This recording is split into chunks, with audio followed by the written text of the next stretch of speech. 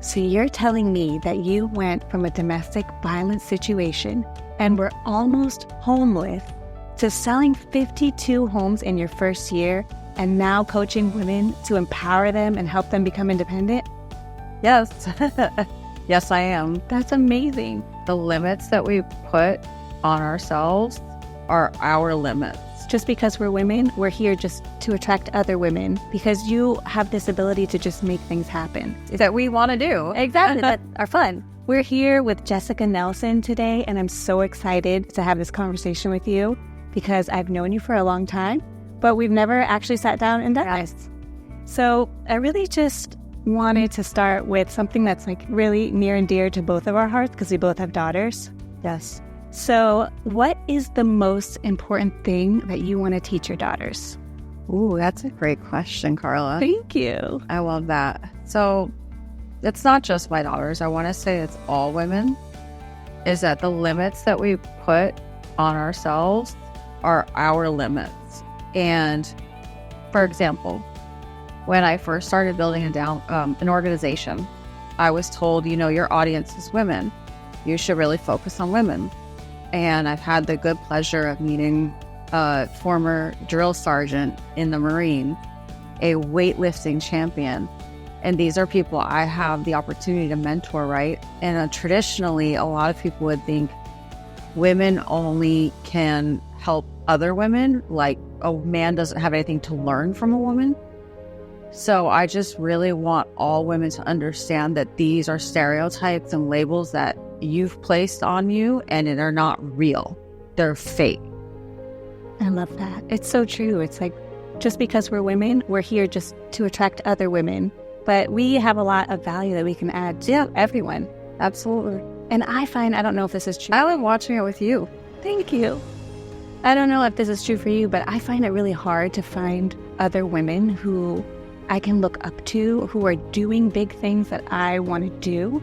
Yeah. But I know that you're really good at connecting with people and making relationships. So who are some of your biggest role models and how did you find them? That's a great question too. So Barbara Corcoran is my first role model. I used to watch her on Shark Tales. She has a book, I think it's called Tales of a Shark, and it's about her journey in real estate. Have you ever read it? No. Okay, so if you are new to real estate and you're finding your way, go out and buy this book right now. It's called Shark Tale. It's Tales of a Shark. It's Barbara Corcoran's first book. Okay. And it basically gives the blueprint of her career in New York City and what she was doing and how she had nothing. And her boyfriend at the time tried to steal her business, actually. He took it from her. All these different things this woman went through. And I literally did the same exact thing. So in her book, she talked about if you don't have any money, but you need to look professional, buy a coat. Because you live in New York City, you're going to use a coat. And no one ever questions when you wear a really nice coat a lot of times because most people don't have a lot of coats. So that was the first thing I did. I got a nice coat to look the part. She has this other saying, it's, if you need curb appeal, paint the rocks white. And basically it was just like, you can make things look better than they are. You don't have to redo the whole house. Cleaning, she would always say clean from the corners in. All these little things that really helped me out in my career. I think she's amazing. I love that book so much. So she's one. Another one for me would be, I'm meeting new people. I had the good fortune yesterday of meeting Krista Mashore. And you ever have somebody that you're drawn to and you don't know why? Mm-hmm. You're like, they don't know them, right? You have that parasocial relationship. Mm-hmm. And you're like, I don't know why this person's energy, I just like them. So yesterday I got to interview her and I figured out exactly why I really like her. It's because she's walked in my path. She went before me. And I just really respect a lot of those people who can be vulnerable and talk about how hard it was and how they had to overcome, and they're not hiding the information. They're not like, oh, it's mine, you can't have it. They're giving it to you to use. So those have been some of my role models. I would say Krista and Barbara. My mom, when I was little, she was like the original New York City commuter. I don't know if you guys have seen the movies, the slouch socks in the suits in the 90s. That was my mom. She worked as a librarian in a law office. And the Me Too movement was not a thing back then. You know, she would come home crying because attorneys were brutal and really treated her awful. And HR did not give a shit back then. You don't like it, leave. Those were the options. So I want to say that my mom has been a huge role model for me too, as a woman in the workplace. Is that where you'd say you get your courage from? Because I've noticed that maybe you're not fearless, but you fear less than most people. Like, you don't have any problems going up to people, introducing yourself, ask them questions. Hey, can I interview you? Moving markets. You moved from New Jersey to Texas with nothing and started over your whole real estate business. So, like, how do you tap into that, and how do you cultivate that? You have to realize what you're doing and why you're doing it. I see it as my responsibility. If I do not do these things, why was I saved from what I went through? I should be dead. The statistics on women who have experienced what I went through, many of us do not make it. I mean, the homicide level is very, very high. The amount of times that, like, I was choked up against the wall and had a seizure and woke up, right? Like, that God gave me a purpose in my life. And I know that I'm here for a reason. So I see it as being irresponsible to waste this opportunity and not do those things that I know are going to, you know, expand myself and expand those who are in my circle. That's super powerful. And thank you. Thank you for being vulnerable and sharing that, because a lot of people don't share their stories. And by you sharing your story, you really connect with people that you don't know, that you might inspire, you know? So that's my goal. Yeah, that's awesome. I do want to ask you, though, like, if you were to start again now, what would you do differently, or would you do anything differently? I started off in a different coaching organization, and I think it was good for what it was. At this point, I would have, just because I know such better coaches and I have had a lot of mentors, I think I would start with different coaches this time. People who don't just work on your business, but on you as a person. It's a more holistic approach. As an entrepreneur, you're not just producing income, you're producing a better you. And if you have a coach that only cares about your income, you're missing a lot. Yeah, well, I totally agree. And I think that Aaron, who's your coach now, does an awesome job at that, because not only, you know, does he coach on the real estate side, but he's working on himself as a person. Yes. By doing that, he's kind of allowing everyone else to work on themselves, including me. Aaron is her husband. Right. And we are all like family now. I mean, I see you as a sister. And your family has made a huge difference in my life. Not just Aaron, but you as well. I mean, yes, he was my coach. But when I first started coaching with you guys, I don't know if you remember, I sent you a gift and I had never met you.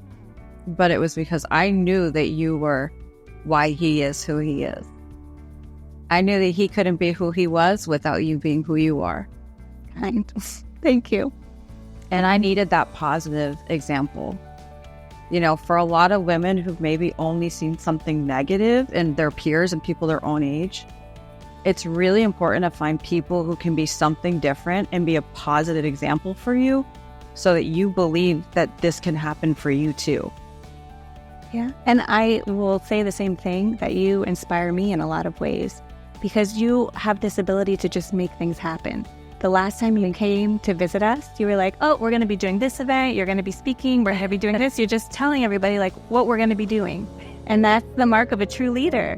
Not only do you embody it, you're like, I'm not afraid to do it, but you're going to do it too.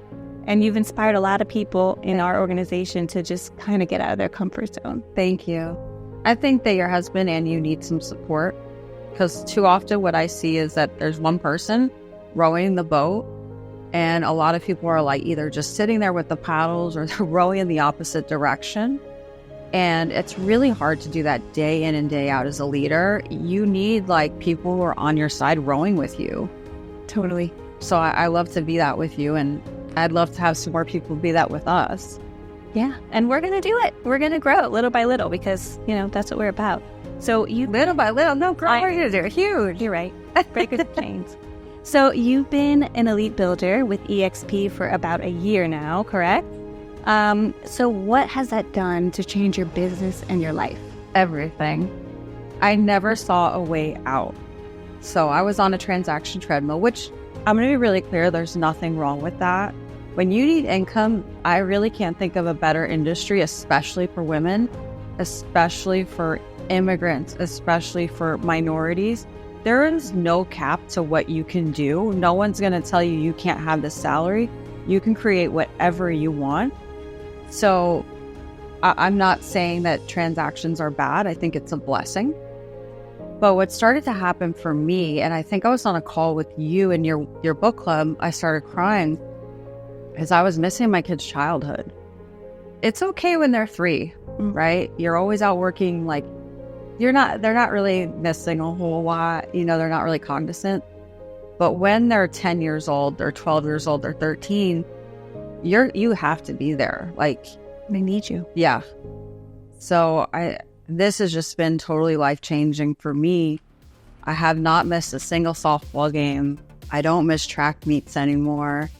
My daughter Kenzie actually likes me now because I'm around and she can talk to me. She was really angry with me for a long time. She felt neglected. So it's been a total game changer for me as a one-income household parent. Yeah, and I think this is the time in their lives where they really are looking to you to know what it is to be a woman, you know, because they're becoming women. So this is like the perfect time for you to really be there for them. That makes me scared and laugh at the same time. Same. I mean, I have a 10-year-old who's, you know, about to go into teenagerdom. And it's a big responsibility that I feel like she's looking to me to show her what it is to be a woman. So I have to be on point, but at the same time, be there for her. Yeah. And earn, right? Like, yeah, all these things they want are not cheap. That's true. We have to teach them not only, I mean, it's hard being a woman because we have to do it all, right? Yeah. We have to be successful. We have to be pretty. We have, you know what I'm saying? Yeah. Like it's the Barbie speech, right? Like that movie. Right. We have to be good mothers. So it's really just finding the priority of like what's really important right now. Yeah. So that's awesome. I know I want to ask you because I know that giving back is like super important to you. So like, where do you see that going? Like in a perfect world, what do you want to do to like really give back? You know, I've been really thinking about this lately. I actually started writing things down for the first time. You know, I said this for a long time and I haven't done shit about it.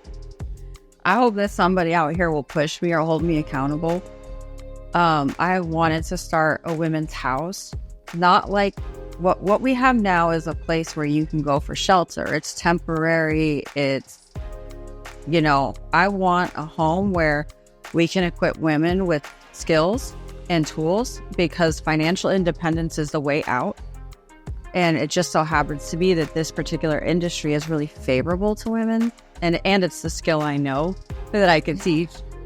But I've been wanting to do this a long time to have, you know, a safe house where women who want to escape can go to and then actually learn rehabilitation skills to where they can really leave this time and not keep going back. The statistics are that women go back 7 times before they actually leave, if they ever do. And many times the only reason why they do leave is because they leave this earth. It's sad. It's really sad. So I want to do something about it. Well, if anyone out there has any good contacts to help her start this home, I want to be involved too. That sounds like, you know. I think Florida is a great place to start just because the population's so large. Out in Texas. Mm-hmm. That's awesome. Well, I'm so excited to be in Cabo with you. I mean, this is like a vacation, but we also get to learn at the same time. I love our company. I know. It's amazing. Great because, I mean, it's like you're building culture while you're here because you get to know everybody and kind of like see what we're all about, but we're still learning. Yeah. So I just wanted to ask you, was there anything unexpected or exciting that you learned in our first day? Our first day was so fun. What was my biggest takeaways? I think my biggest takeaway was from the gal from Atlanta. First of all, I love whenever someone who is not the norm gets on stage and kills it. I love that. So especially a woman. Yeah. So seeing her go up there and she was just so powerful. That was awesome. But what I took from her is she's doing agent attraction in a fun way. So she's not cold calling people. She's not saying, hey, come look at this. She was renting out skating arenas and showing them the culture, right? And I think that when we talk to sellers, right, we future pace them. Why aren't we future pacing agents to see this is what your life will be like? That was a really powerful thought because we do have something very fun, very special, unique. Let's show them rather than tell them. Yeah, I agree. I mean, we can definitely do so many more creative things that we're not even thinking about. So it's that we want to do. Exactly, that are fun. So yeah, it definitely opens up to thinking bigger and, trying new things. So if anybody has questions for you, if they want to learn more about how to join your organization, our organization, where can they find you? So I'm on Instagram at the Lone Star Unicorn, and it's Lone Star like the Lone Star State, LONE. Another good way to find me is on the Elite Real Estate Coaching at erinnovello.com. I am a real estate coach with the Erin Novello organization. And a good one. Oh, thank you. Well, thank you so much for coming. I want to give you a hug because I'm so grateful and happy to be sharing your story with you. And you're an amazing woman and an inspiration.